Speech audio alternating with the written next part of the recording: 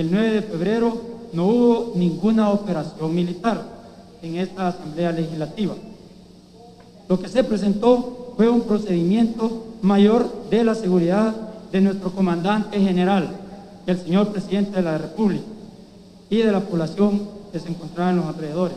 En términos generales, esta fue la postura del ministro de la Defensa René Francis Merino Monroy durante su interpelación, la cual estaba programada desde el mes de marzo, pero se dejó en espera por la pandemia de COVID-19. El ministro, vestido con su uniforme militar, fue acompañado por el jefe y subjefe del Estado Mayor y el viceministro de Defensa. El funcionario respondió una a una las 17 preguntas enviadas por los diputados. En la pregunta número 6, donde se le consultó cuál fue la cadena de mando en la operación militar el 9 de febrero, respondió: no se realizó ninguna operación militar.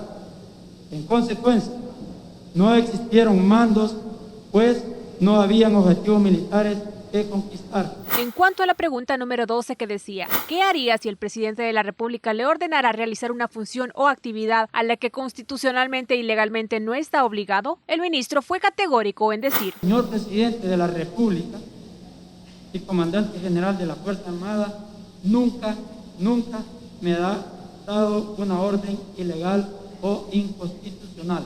El contraalmirante Monroy también manifestó durante su intervención que quien autorizó abrir el Salón Azul fue el diputado Guillermo Gallegos, en su calidad de vicepresidente de la Asamblea ese 9 de febrero. Algunos ministros y funcionarios de gobierno se hicieron presentes a la interpelación para acompañar al ministro, y mientras él respondía a las preguntas, algunos comían, otros hablaban por teléfono, había quienes incluso habían forrado sus curules con fotos del 9F, y otros más miraban hacia otra parte. Durante la interpelación se solicitó que se proyectara un video de lo ocurrido el 9 de febrero, y aunque algunos partidos no estaban de acuerdo, finalmente se hizo. Luego llegó la etapa de las preguntas, donde cada partido político tuvo tiempo de interrogar al ministro sobre los hechos de ese día.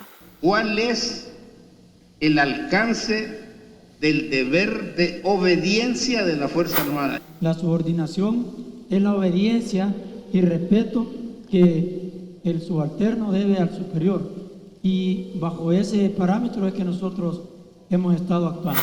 ¿Cuáles fueron las órdenes que concretamente usted recibió para los actos que realizó el 9 de febrero?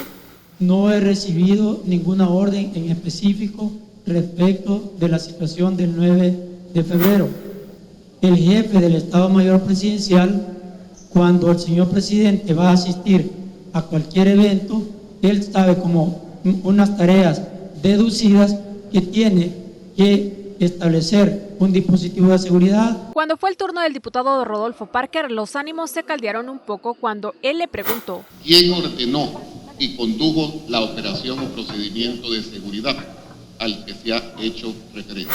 Ya le leí que el señor presidente tiene un Estado Mayor Presidencial que lo asistirá, y él será responsable por todas las actividades que ya mencioné que el señor presidente desarrolle, y eso es lo que sucedió. Yo vuelvo a repetir la segunda pregunta, porque no la ha contestado el señor ministro de la Defensa. La pregunta es bien simple: ¿quién ordenó y condujo la operación o procedimiento de seguridad? No puedo responder algo que alguien quiera escuchar. No puedo responder algo que alguien quiera escuchar. Voy a responder lo que en realidad ha sucedido.